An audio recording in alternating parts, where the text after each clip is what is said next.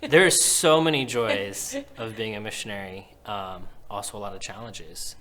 But some of the joys is that it really, in some ways, strips you and refines you in your trust with God.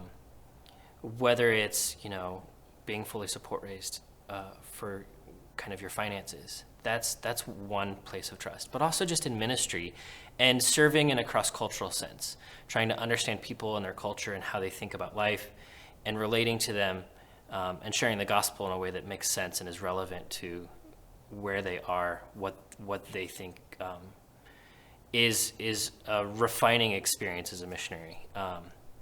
And so trying to, be to the Jews, like Paul says, and be to the Romans.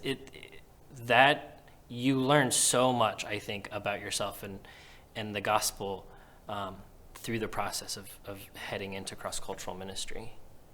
I think a huge joy of cross-cultural ministry, at least for me, has been to be humbled by the fact that I have a specific and special platform to speak into somebody's life purely on the fact that I'm a foreigner.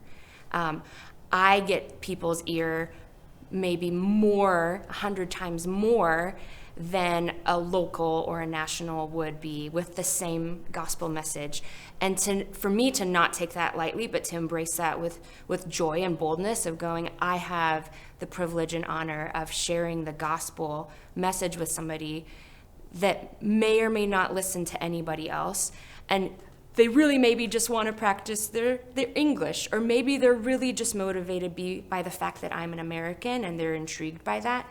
But I get the privilege to have that advantage on my side and to utilize that. I think that's been incredibly humbling, but then also very joyful with going, wow, this is a huge privilege and advantage that I have in this country to speak truth and to be listened to.